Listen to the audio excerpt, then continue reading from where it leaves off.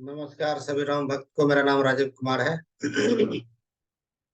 आइए, श्री रामचरितमानस का पाठ आरंभ कर रहा हूँ और मेरे साथ बने रहिए और इस परम दिव्य ज्ञान का हम सभी मिलकर लाभ उठाते हैं। आइए, आज का जो चौपाई है। अम्ब एक दुख मोहि विशेषे, निपट बिकल नर नायक देखी। थोरही बात पितहि दुख भारी, होती प्रतीत न मोहि महता। हे माता, मुझे एक ही दुख विशेष रूप से हो रहा है, वह महाराज को अत्यंत व्याकुल देखकर। इस थोड़ी सी बात के लिए ही पिताजी को इतना भारी दुख है। हे माता, मुझे इस बात पर विश्वास नहीं होता। रऊ धीर गुण उधी अगाधो, भा मोहिते कछु बरु अपराध। जाते मोहि न कहत कछु राउ, मोरी सफत तो ही कहू समति भाव। क्योंकि महाराज तो बड़े ही धीर और गुण के अथाह समुद्र हैं। अवश्य मुझसे कोई बड़ा अपराध हो गया है जिसके कारण महाराज मुझसे कुछ नहीं कहते। तुम्हें मेरी सौगंध है माता, तुम सच सच कहो। आइए, दोहा है। सहज सरल रघुबर वचन, कुमति कुटिल करि जान। चलई जोंक जल वक्र गति, जदपि सलिलु समान। रघुकुल में श्रेष्ठ श्री रामचंद्र जी के स्वभाव से ही सीधे वचनों की दुर्बुद्धि ककई टेढ़ा ही करके जान रही। जैसे यद्यपि जल समान ही होता है, परंतु जोंक उसमें टेढ़ी चाल से ही चलती। रसी रानी राम रुख पाई, बोली कपट स्नेह जनाई। शपथ तुम्हार भरत के आना, हेतु न दूसर में कुछ जान। रानी ककई श्री रामचंद्र जी का रुख पाकर हर्षित हो और कपटपूर्ण स्नेह दिखाकर बोली, तुम्हारी शपथ और भरत की सौगंध है, मुझे राजा के दुख का दूसरा कुछ भी कारण विदित नहीं है। तुम अपराध जोग नहीं ताता, जननी जनक बंधु सुखदाता।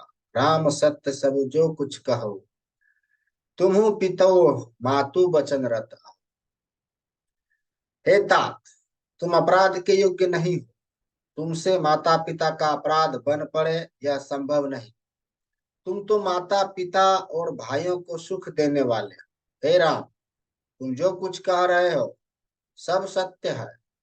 तुम पिता माता के वचनों के पालन में तत्पर हो।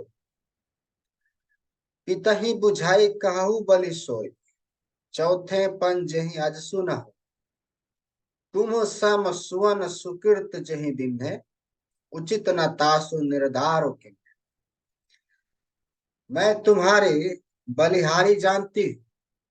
तुम पिता को समझाकर वही बात कहो जिससे चौथेपन बुढ़ापे में इनका अपयश ना हो। जिस पुण्य ने इनको तुम जैसे पुत्र दिए हैं उसका निरादर करना उचित नहीं। लागहि कुमुख बचन शुभ कैसे, मघा गाय अधिक तीरथ जैसे। राम ही मातु बचन सब भाई, जिमी सुर शरीर गत सलील सुहा। ककई के बुरे मुख में ये शुभ वचन कैसे लगते हैं, जैसे मगध देश में गया अधिक तीर्थ। श्री रामचंद्र जी को माता ककई के सब वचन ऐसे अच्छे लगे जैसे गंगा जी में जाकर अच्छे बुरे सभी प्रकार के जल शुभ सुंदर हो जाए। आइए, दोहा है। गई मूर्छा राम ही सुमरी, नृप फिरी करवट लीन। सचिव राम आगमन कही, विनय समय सम किन। इतने में राजा की मूर्छा दूर हुई। उन्होंने राम का स्मरण करके राम राम कहकर फिर कर करवट ली। मंत्री ने श्री रामचंद्र जी का आना कहकर समय अनुकूल विनती की।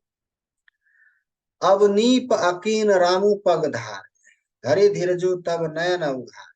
सचिव संभारे राव बैठारे, चरण परत नृप राम ने। जब राजा ने सुना कि श्री रामचंद्र पधारे हैं तो उन्होंने धीरज धर के नेत्र खोले। मंत्री ने संभाल कर राजा को बैठाया। राजा ने श्री रामचंद्र जी को अपने चरणों में पड़ते प्रणाम करते देखा। लिए स्नेह बिकल उर लाई, जय मनि मन हो फनिक फिर पाई। राम ही चित्त रहे नर नाहु, चला बिलोचन बारी पर।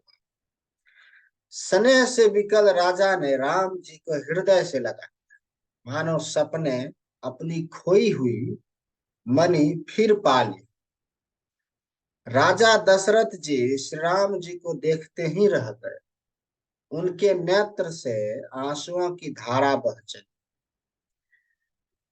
शोक विवश कछु कहे न पा, हृदय लगावत बारही बार। विधि मानव राउ मन माही, जही रघुनाथ न कानन जाए। शोक के विशेष वश होने के कारण राजा कुछ कह नहीं सकते। वे बार बार श्री रामचंद्र जी को हृदय से लगाते हैं और मन में ब्रह्मा जी को मनाते हैं कि जिससे रघुनाथ जी मन को ना जाए। सुमिरी में ऐसी कहानी हो रही, विनती सुनहु सदा शिव मोरे।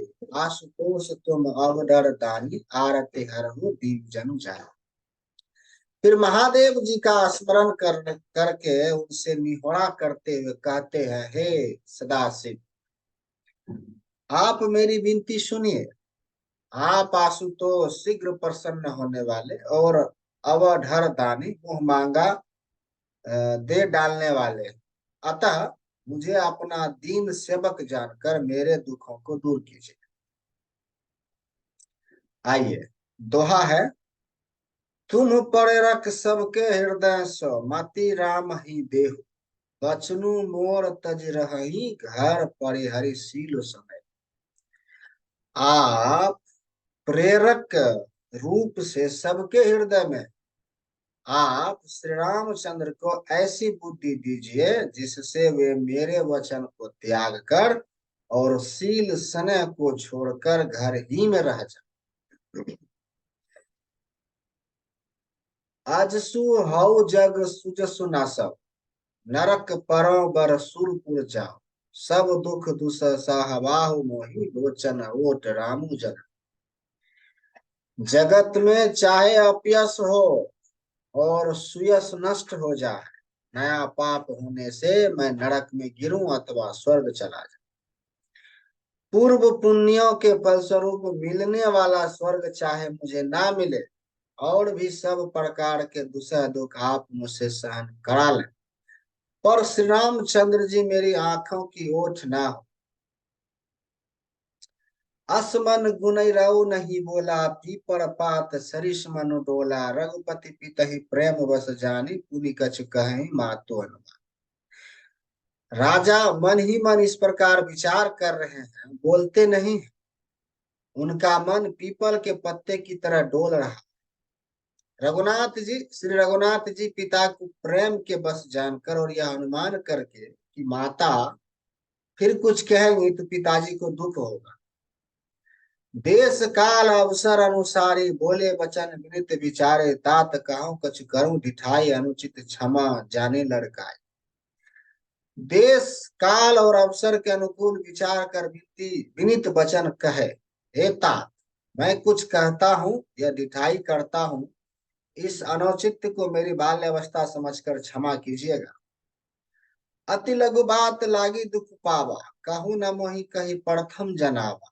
देखी गोसाई पूछाई माता, सुनी प्रसंग भय शीतल गाती। इस अत्यंत तुच्छ बात के लिए आपने इतना दुख पाया, मुझे किसी ने पहले कहकर यह बात नहीं जनाई। स्वयं आपको इस दशा में देखकर मैंने माता से पूछा।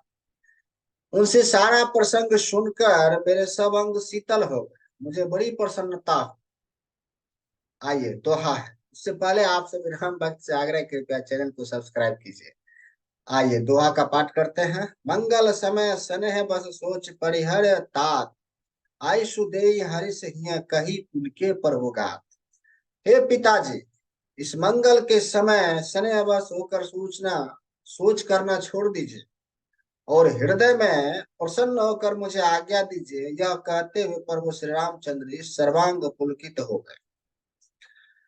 धन्य जन्मो जगित जगतीतलतासु, पितहि प्रमोद चरित सुनि जासु। चारि पदारथ करतल ताके, प्रिय पितहु मत प्राण समझा। उन्होंने फिर कहा, इस पृथ्वी तल पर उसका जन्म धन्य, जिसके चरित्र सुनकर पिता को परम आनंद, जिसको माता पिता प्राणों के समान प्रिय, चारों पदार्थ अर्थ धर्म काम मोक्ष उसके कर तलगत मुट्ठी में रह। आई सुपाली जन्म फल पाई, अहिया बेग ही हो ही रजाए, विदा मातु सन आवऊ मांगी, चलहे बानहि बहुल पगला। आपकी आज्ञा पालन करके और जन्म का फल पाकर मैं जल्द ही लौट आऊं, अतः कृपया आज्ञा दीजिए, माता से विदा मांग आता हूँ, फिर आपके पैर लगकर प्रणाम करके वन को चलो। अस कही राम गवनु तब किन्ना, भूप शोक बस उतरु न दिन्ना, नगर व्यापी गई बात स्तुति छी, छुअत चरि जनो सब तन बीच। ऐसा कहकर तब श्री रामचंद्र जी वहां से चल दिए। राजा ने शोक बस कोई उत्तर नहीं दिया। वह बहुत ही तीखी और प्रिय बात नगर भर में इतनी जल्दी फैल गई, मानो डंक मारते ही बिच्छू विष विष सारे शरीर में चढ़ गया। सुनी भय विकल सब नर नारी, बेली बिटप जिनी देखी दवारी, जे जहाँ सुने धुनई सिर सोई, बड़ विषाद नहीं धीरज होई। इस बात को सुनकर सब स्त्री पुरुष ऐसे व्याकुल हो गए जैसे दावनल वन में आग लगी। देख कर बेल और वृक्ष मुरझा जाते हैं, जो जहाँ सुनता है वह वहीं सिर धुनने पीटने लगता है। बड़ा विषाद है, किसी को धीरज नहीं बनता। आइए दोहा है। मुख सुख ही लोचन अस्त्र वही, सोकु न हृदय समाये, मनहु करुण रस कटई, उतरी अबध बजाए। सबके मुख सूख जाते हैं, आंसू आंखों से आंसू बहते हैं, शोक हृदय में नहीं समता, मानो करुणा रस की सेना अवध पर डंका बजाकर उतर आई। मिले ही मांझ विधि बात बेगारे, जह तह देहि कई गारा, ए पापी नहीं बुझी का पड़े, छय भवन भर पाकब उतरे। सब मेल मिल गए हैं, मिल गए थे सब संयोग ठीक हो गए थे, इतने में ही विधाता ने बात बिगाड़ दी, जहाँ तहाँ लोग कई को गाली दे रहे हैं। इस पापनी को क्या सूझ पड़ा जो इसने छाए घर पर आग रख दी। निज कर नयन काढ़े चह दीखा, डारी सुधा विषु चाहत चीखा, कुटिल कठोर कुबुद्धि अभागी, भय रघुवंश धेनु बना। या अपने हाथ से अपनी आंखों को निकाल कर आंखों के बिना ही देखना चाहती, और अमृत फेंक कर विष चखना चाहती। यह कुटिल कठोर दुर्बुद्धि और अभागने का कई रघुवंश रूपी बांस के बन के लिए अग्नि हो गई। पालब बैठी पैर एहि काटार, सुख महु शोक टाठू धरि ठाठा, सदा राम एहि प्राण समाना, कारण कवन कुटिल बन उठाना। पत्ते पर बैठकर इसने पैर को काट डाला, सुख में शौक का ठाठ ठटकर रख दिया। श्री रामचंद्र जी से सदा प्राणों से समान प्रिय थे, फिर भी ना जाने किस कारण इसने इस यह कुटिलता ठानी। सत्य कहीं कभी नारी स्वभाव, सब विद्या अगाध दुराओ, निज प्रतिबिंब बड़कू गही जाई, जान न जाए नारी गति आई। कभी सत्य ही कहते हैं कि स्त्री का स्वभाव सब प्रकार से पकड़ में ना आने योग्य अथाह और भेद भरा होता है। अपनी परछाई भले ही पकड़ जाए, पर भाई स्त्रियों की गति चाल नहीं जानी जाती। सही कहा। आइए दुआ है, लेकिन उससे पहले आप सभी राम भक्त से आग्रह करूंगा कि कृपया हमारा चैनल अभी नया नया है, आप सब सब्सक्राइब करके हमें आशीर्वाद प्रदान कीजिए कि हमारा चैनल पूरी दुनिया में फैले और सभी लोग सब्सक्राइब करें और इस परम दिव्य ज्ञान का हम सभी मिलकर जीवन में लाभ उठाएं। और एक और आग्रह है, एक सेकंड रुकिए, मैं आपको अभी शेयर करके बताता हूँ। ये आग्रह है कि सभी अनुरोध है कि आप रामायण टीवी चैनल को सब्सक्राइब करें और भजनों का आनंद लें, अन्य भक्तों के साथ शेयर और लाइक अवश्य करें, और सब्सक्राइब करके हमें आशीर्वाद प्रदान करें। आइए वापिस पाठ पे आते हैं। तो आपका पाठ है, काह न पाक वो जारी सक का न समुद्र समाये, का न करे अबला परवल के ही जग काल न खाए।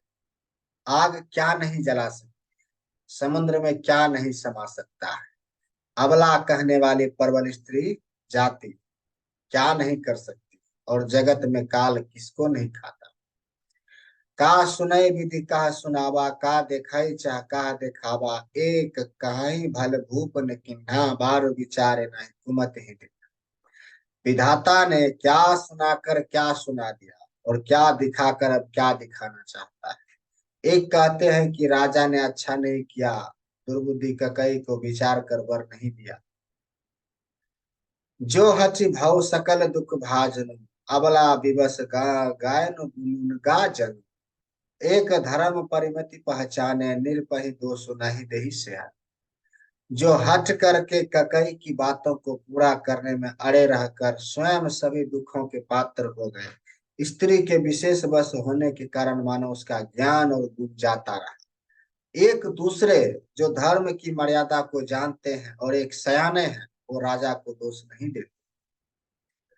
शिबी दधीची हरिचंद कहानी, एक एक सन कहीं बखाने, एक भरत कर समंत कहाई, एक उदास भय सुन रहा है।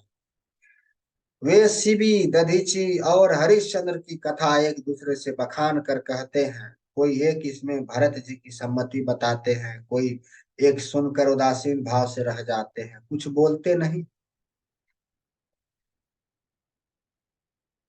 कान मूंद कर रद गही जिहा, एक कही यह बात अलीहा, सुकृत जहीं का कहत तुम्हारे, राम भरत कहूँ प्राण प्यारे। कोई हाथों से कान मूंद कर और जीभ को दांतों तले दबा कर कहते हैं कि यह बात झूठ है, ऐसी बात कहने से तुम्हारे पुण्य नष्ट हो जाएंगे। भरत जी को तो श्री रामचंद्र जी प्राणों के समान प्यारे हैं। आइए दोहा है। चंदु चबे बरु अनल कन सुधा होई विस्फूल, सपने हु कबहु न करहि किछु भरतु राम प्रतिकूल। चंद्रमा चाहे शीतल किरणों की जगह आग की चिंगारियां बरसाने लगे, और अमृत चाहे विष के समान हो जाए, परंतु भरत जी स्वप्न में भी कभी श्री रामचंद्र जी के विरुद्ध कुछ नहीं करे। एक विधाता ही दूषण देहि, सुधा देखाए दिन विषु जेहि। खर भरो नगर सोचू सब काहू, दूसरे दाऊ और मिटऊ छाऊ। कोई एक विधाता को दोष देते हैं जिसने अमृत दिखाकर विष दे दिया। नगर भर में खलबली मच गई, सब किसी को सोच हो गया, हृदय में दुसह जलन हो गई, आनंद उत्साह मिट गया। विप्र बधु कुल मान्य जेठरी, जे प्रिय परम ककई केरी, लगी नैन सिख सीलो सराही, बचन बान सम लगही ताही। ब्राह्मणों की स्त्रियां कुल की माननीय बड़ी बूढ़ी और जो ककई की परम प्रिय थी, वे उसके शील की सराहना करके उसे सीख देते थे, पर उसको उनके वचन बाण के समान लगते। भरतु न मोहि प्रिय राम समाना, सदा कहूँ यह सब जुग जाना। कहूँ राम पर सहज स्नेहु, कहीं अपराध अजुबन दे। वे कहती हैं तुम तो सदा कहा करती थी कि श्री रामचंद्र के समान मुझको भरत भी प्यारे नहीं। इस बात को सारा जगत जानता। श्री रामचंद्र जी पर तो तुम स्वाभाविक ही स्नेह करती रही हो, आज किस अपराध से उन्हें वन देती। कबहू न कियाहू सब तियारेसु, प्रीति प्रतीत जान सब देसु। कौशल्या अब कहाँ बिगाड़ा तुम जही लागे ब्रज पुरवारा। तुमने कभी सौतैया डाह नहीं किया, सदा सारा देश तुम्हारे प्रेम और विश्वास को जानता है। अब कौशल्या ने तुम्हारा कौन सा बिगाड़ दिया जिसके कारण तुमने सारे नगर वज्र गिरा दिया, नगर पर वज्र गिरा दिया। आइए दोहा है। सिय की पिय सगु परिहरि, लखनऊ की रही न धाम, राजू की भुजब भरतपुर निरपि जियहि बिनु राम। क्या सीता जी अपने पति श्री रामचंद्र जी का साथ छोड़ देंगी?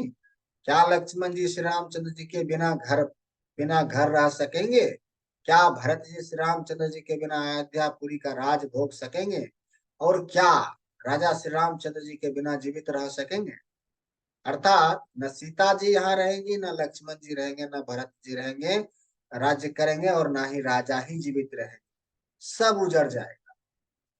अस विचारे और छरहु को शोक कलंक कोटि जने हो भरत ही अब सिदेहु जुबराज कानन का राम कर काज। हृदय में ऐसा विचार कर क्रोध छोड़ दो, शोक और कलंक की कोठी मत बनो। भरत को अवश्य युवराज पद दो, परशुराम चंद्र जी का वन में क्या काम। काम तो उनके बहुत। नहीं न राम राज के भूखे, धर्म धुरीन विषय रस रूखे, गुर गिरे बस हूँ राम तजी गेहूं, नृप सनस बर दूसर ले। श्री रामचंद्र जी राज्य के भूखे नहीं है, वे धर्म की धुरी को धारण करने वाले और विषय रस से रूखे हैं, अर्थात उनमें विषयाक्ति है ही नहीं। इसलिए तुम यह शंका ना करो कि श्री राम जी बन ना गए तो भरत के राज्य में विघ्न करें। इतने पर भी मन न माने तो तुम राजा से दूसरा ऐसा यह वर ले लो कि श्री राम घर छोड़कर गुरु के घर रहें। जो न लही लगहू कहे हमरे, नाही लागहि कछु हाथ तुम्हारे, जे परिहास किन्न कछु होई, ते कही प्रगट जनबो सोई। जो तुम हमारे कहने पर ना चलोगी तो तुम्हारे हाथ कुछ भी ना लगेगा। यदि तुमने कुछ हंसी ही की हो तो उसे प्रकट कहकर जान दो कि मैंने दिल लगी की। राम सरिस सुत कानन जोगु, का कहि सुनि तुम कहो लोग, उठो बेगी सोई करो पाई, जय विधि सो कलंक न साई। राम सरीखा पुत्र क्या वन के योग्य है, यह सुनकर लोग तुम्हें क्या कहेंगे। जल्दी उठो और वही उपाय करो जिस उपाय से इस शोक और कलंक का नाश हो। आइए छंद है। जय भांति शोक कलंक जाय, उपाय करे कुल पाल ही, अति फेरो राम ही जात बन जानी, बात दूसर चाल। जीवी भानु बिनु दीन प्राणो बिनु, तनु चंद बिनु जिमि जामिनी, तिमि अवध तुलसीदास पर्व बिनु, समझी धो जिय भाग। जिस तरह नगर भर का शोक और तुम्हारा कलंक मिटे, वही उपाय करके कुल की रक्षा कर। वन जाते हुए श्री राम जी को हट करके लौटा ले, दूसरी कोई बात न चला। तुलसीदास जी कहते हैं, जैसे सूर्य के बिना दिन, प्राण के बिना शरीर और चंद्रमा के बिना रात निर्जीव तथा शोभाहीन हो जाती है, वैसे ही श्री रामचंद्र जी के बिना अयोध्या हो जाएगी। हे भामिनी, तुम अपने हृदय में इस बात को समझ विचार कर देख तो सही। आइए सोहा है। सखिन्न सिखावन भिन्न सुनत, मधुर परिणाम हित, तय कछुकान न किन्न कुटिल पर बोधि कुबड़ी। इस प्रकार सखिया ने ऐसी सीख दी जो सुनने में मीठी और परिणाम में हितकारी थी, पर कुटिला कुबरी की सिखाई पढ़ाई हुई के कई ने इस पर जरा भी कान नहीं दिया। उतरु न दे दुसह सिरिस रूखी, मृग ने चितव जनु बाघनी भूखी, व्याधि आस दी जान तिन त्यागी, चली कहत मति मंदा भागी। ककई कोई उत्तर नहीं देती, वह दुसह क्रोध के मारे रूखी बे मुरब्बत हो रही है, ऐसी देखी है, देखती है मानो भूखी बाघनी हरिणियों को देख रही। तब सखियों ने रोग को असाध्य समझकर उसे छोड़ दिया। सब उसको मंद बुद्धि अभागनी कहती हुई चल दी। राज करत यह देव बिगोई, किन्हे सियस जस करई न कोई, एह विधि बिल पही पुर नर नारी, देहि कुचालहि बुद्धि बिगाड़ी। राज्य करते हुए इस ककई को देव ने नष्ट कर दिया, दैव ने नष्ट कर दिया। इसने जैसा कुछ किया वैसा कोई भी नहीं करे। नगर के सब स्त्री पुरुष इस प्रकार विलाप कर रहे हैं कि कर रहे हैं, और उस कुचाली ककई को करोड़ों गालियां दे रहे हैं।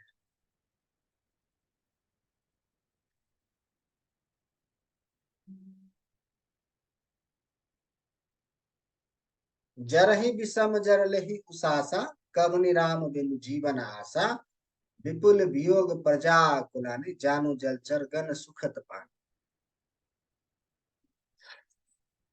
लोग विषम ज्वार भयानक दुख की आग से जल रहे, लंबी सांस लेते हुए वे कहते हैं कि श्री रामचंद्र जी के बिना जीने की कौन आशा है। महान वियोग की आशंका से प्रजा ऐसी व्याकुल हो गई, मानो पानी सूखने के समय जलचर जीवों का समुदाय व्याकुल हो। अति विषाद बस लोग लोगाई, गए मातु कहि राम गोसाई, मुख प्रसन्न चित चौगुना चाहूं, मिटा सोच जन रखे राम। सभी पुरुष और स्त्रियां अत्यंत विषाद के वश हो रहे हैं। स्वामी श्री रामचंद्र जी माता कौशल्या के पास गए। उनका मुख प्रसन्न है और चित्त में चौगुना चाह उत्साह है। यह सोच मिट गया है कि राजा कहीं रख न ले। श्री राम जी को राज तिलक की बात सुनकर विषाद हुआ था, और सब भाइयों को छोड़कर बड़े भाई मुझको ही राज तिलक क्यों होता है। अब माता ककई की आज्ञा और पिता की मौन सम्मति पाकर वह सोच मिट गया। आइए, दोहा है। नभ गयंत रघुवीर मनु राज अलान समान, छूटे जान बन गवनो सुनी उर आनंद अधिकार। श्री रामचंद्र जी का मन नए पकड़े हुए हाथी के समान है, और राज तिलक उस हाथी के बांधने की कांटेदार लोहे की बेड़ी के समान है। बन जाना है। यह सुनकर अपने को बंधन से छुटा जानकर उनके हृदय में आनंद बढ़ गया है। रघुकुल तिलक जोरी दो हाथा, मुदित मातु पद नौ माथा, दिन आशीष लाई और निर्णय भूषण बसन निछावर के।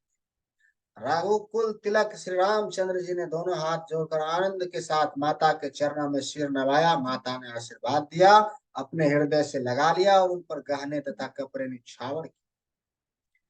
बार बार मुख चुंबती माता, नयन नेह जल पुलकित गाता, गोद रखी पुनि हृदय लगाए, स्त्रवत प्रेम रस पैद सो। माता बार बार श्री रामचंद्र जी का मुख चूम रही है, नेत्र में प्रेम का जल भर आया है और सब अंग पुलकित हो गए हैं। श्री राम को अपने गोद में बैठाकर फिर हृदय से लगा लिया। सुंदर स्तन प्रेम रस दूध बहाने लगे। प्रेम प्रमोद न कछु कहीं जाई, रंक धनद पदवी जनु पाई, सादर सुंदर बदनु निहारी, बोली मधुर वचन महतारी। उनका प्रेम और महान आनंद कुछ कहा नहीं जाता। मानव कंगाल ने कुबेर का पद पा लिया। बड़े आदर के साथ सुंदर मुख देखकर माता मधुर वचन बोली। काऊ तात जनि बलिहारी, कबहि लगन मुद मंगलकारी, सुकृत शील सुख शिव सुहाई, जन्म लाभ कई अवधि अघाई। हे तात, माता बलिहारी जाती है, कहो वह आनंद मंगलकारी लगन कब है, जो मेरे पुण्यशील और सुख की सुंदर सीमा है और जन्म लेने के लाभ की पूर्णतम अवधि है। आइए, दोहा है। जही चाहत नर नारी सब अति आरत एहि भांति, जिमि चातक चातकी त्रिषित वृष्टि शरद ऋतु स्वाति।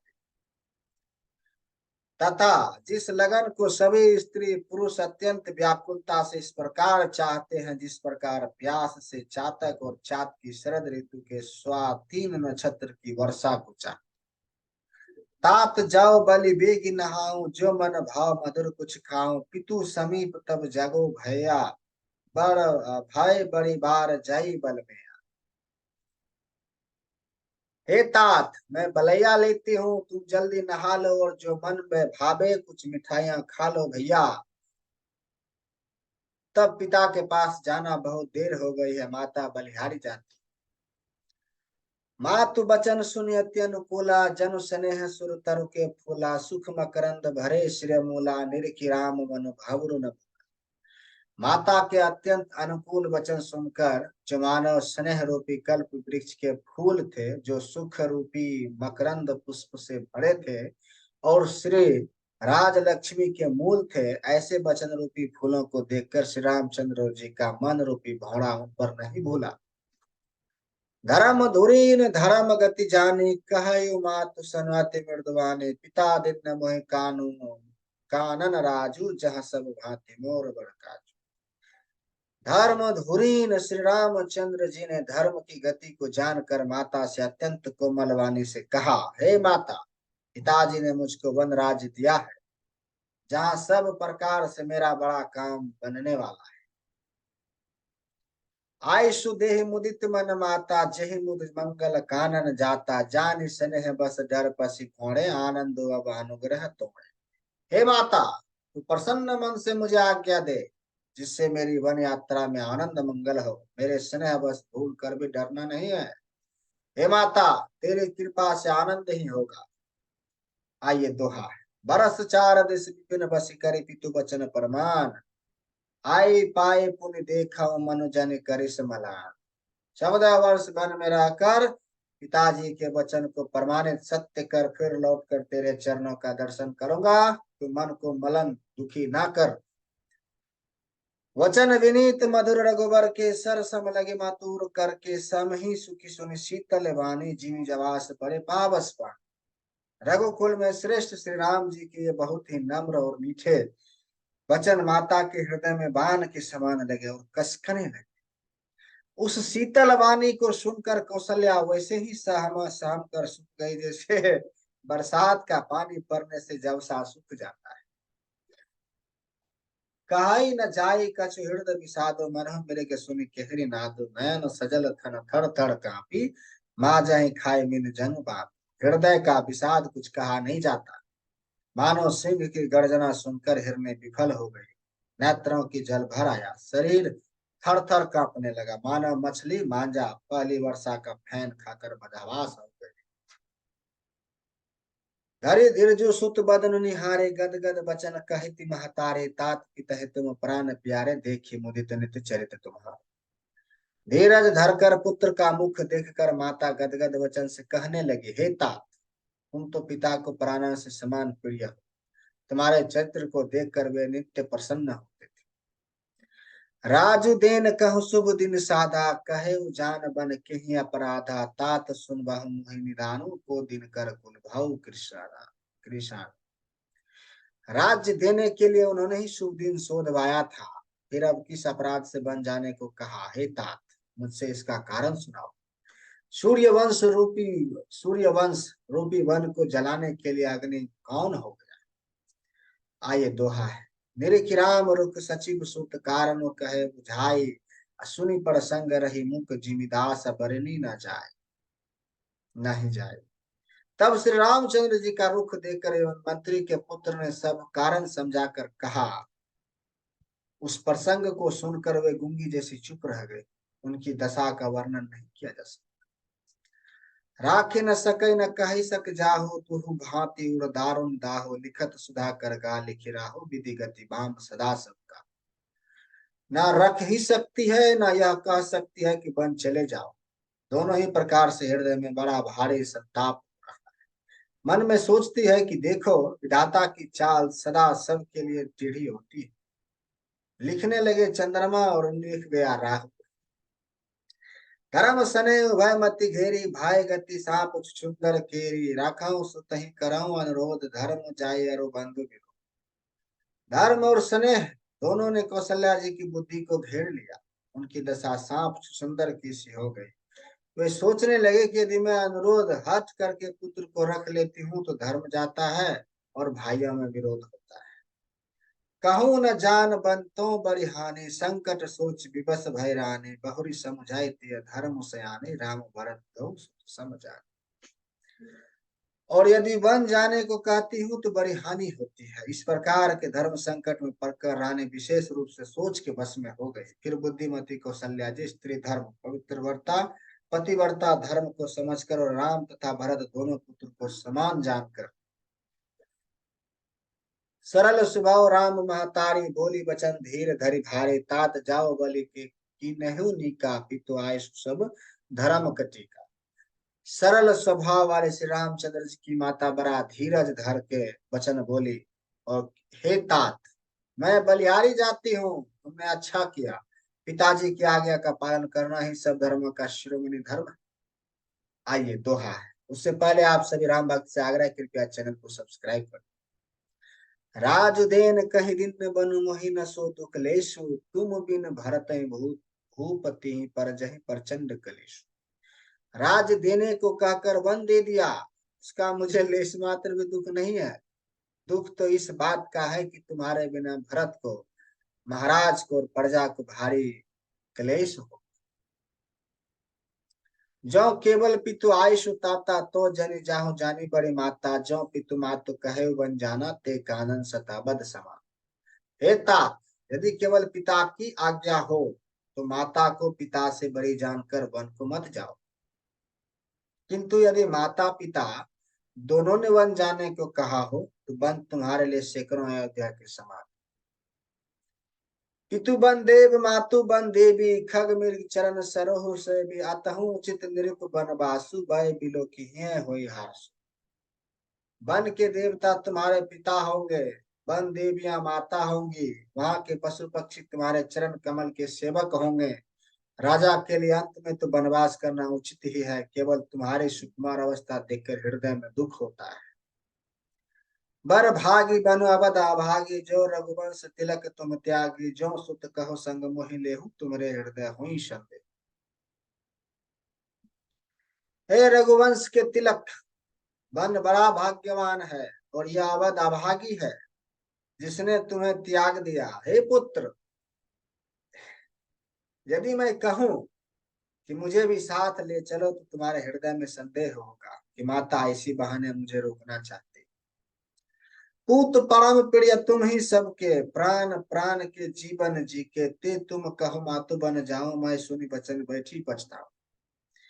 हे पुत्र, तुम सभी के परम प्रिय हो, प्राणों के प्राण और हृदय के जीवन हो, वह प्राण धार तुम कहते हो कि माता मैं वन को जाऊं और मैं तुम्हारे वचनों को सुनकर बैठ पछताती हूँ।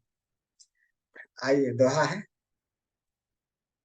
यह विचार नहीं करऊं हठ झूठ स्नेह बढ़ाई, मान मात कर नात बलि सुरती बिसरी जान जाए। यह सोचकर झूठा स्नेह बढ़ाकर मैं हठ नहीं करती बेटा, मैं बलैया लेती हूँ, माता का नाता मानकर मेरी सुध भूल जाना।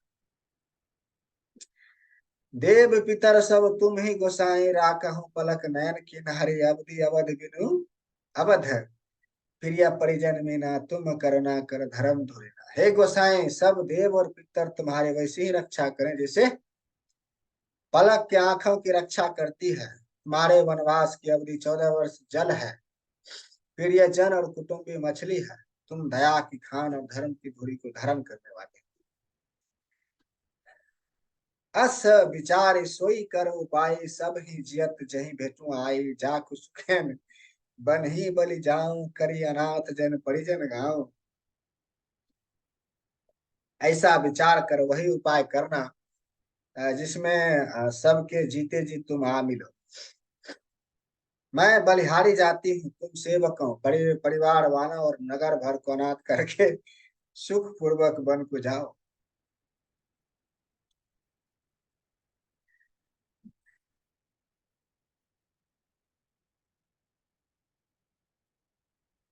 सब कर आज सुकृत फल बीता, भाव कराल कालू विपरीता, बहु विधि बिलपि चरण लपटानी, परम अभागनी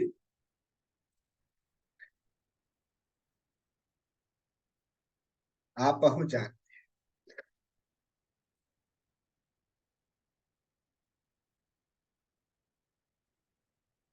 आज सबके पुण्यों का फल पूरा हो गया।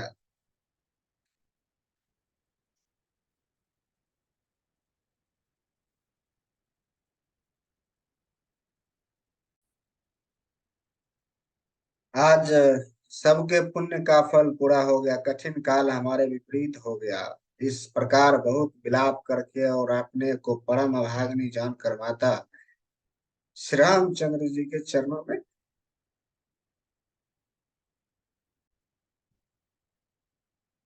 लिपट गए। दारुण दुसह दाहुर व्यापा, बर न जाए विलाप कलापा, राम उठाए मातु उरलाए, कहे मृदु वचन बहुरी समझाए। हृदय में भयानक दुसह संताप छा गया। उस समय के बहुविध विलाप का वर्णन नहीं किया जा सकता। श्री रामचंद्र जी ने माता को उठाकर हृदय से लगा लिया और फिर कोमल वचन कहकर उन्हें समझाया। आइए दोहा है। समाचार तहि समय सुनी, सिय उठी अकुलाई, जाई सासु पद कमल जुग बंदी बैठी सिरना। उसी समय यह समाचार सुनकर सीता जी अकुला उठी और सास के पास जाकर उनके दोनों चरण कमलों की वंदना कर सिर नीचा करके बैठ। आइए अगला चौपाई है। दिन आशीष सासु मृदुवानी, अति सुकुमार देखी अकुलानी, बैठी नमित मुख सोचित सीता, रूप राशि प्रति पति प्रेम पुनीता। सास ने कोमल वाणी से आशीर्वाद दिया। वे सीता जी को अत्यंत सुकुमारी देखकर व्याकुल हो उठी। रूप की राशि और पति के साथ पवित्र प्रेम करने वाले सीता जी नीचा मुख किए बैठी सोच रही। चलन चहत बन जीवन नाथो, कहे सुकीर्ति सन होइह साथो, की तनु प्राण के केवल प्राणा, विधि कर तब कछ जाई न जान। जीवन नाथ प्राण नाथ बन को चलना चाहते हैं, देखें कैसे पुण्यवान से उनका साथ होगा। शरीर और प्राण दोनों साथ जाएंगे या केवल प्राण से ही इनका साथ। विधाता के करने कुछ जाने नहीं जाते। चारु चरण नख लेखित धरने, निरुपुर मुखुर मधुर कवि बरने, मन हूँ प्रेम बस विनती करही, हम ही सिय पद जाने पड़े। सीता जी अपने सुंदर चरणों के नखों से धरती कुरेद रही है। ऐसा करते समय नुपुरों का जो मधुर शब्द हो रहा है, कवि उसका इस प्रकार वर्णन करते हैं कि मानो प्रेम के बस होकर नुपुर यह विनती कर रहे हैं कि सीता जी के चरण कभी हमारा त्याग न कर। मंजू बिलोचन मोचित बारी, बोली देखी राम महतारी, तात सुनहु सिय अति सुकुमारी, सास ससुर परिजन ही प्यारे।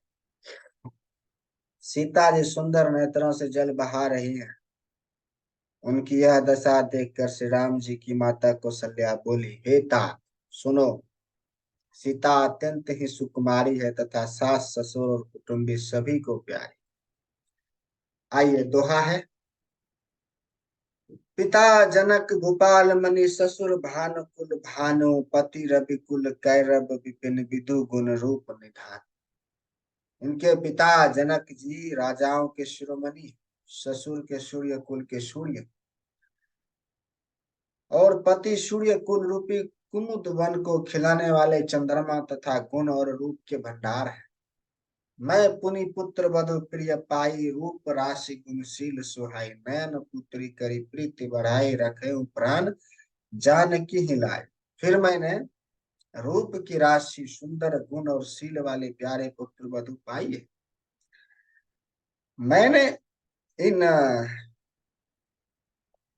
जानकी की आंखों की पुतली बनकर इनसे प्रेम बढ़ाया है और अपने प्राण इनमें लगा रखे हैं।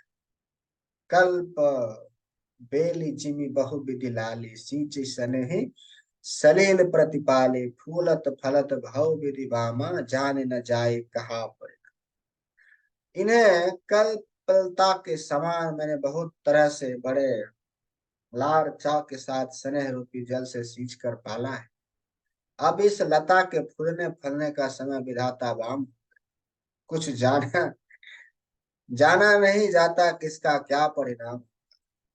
पलंग पीठ तजी गोद ढिंडोरा, सिंह न दिन न पगुआ बुनि कठोरा, जियन मुड़ी जिमी जोगावत राहु, दीप बत्ती नहीं टारन का।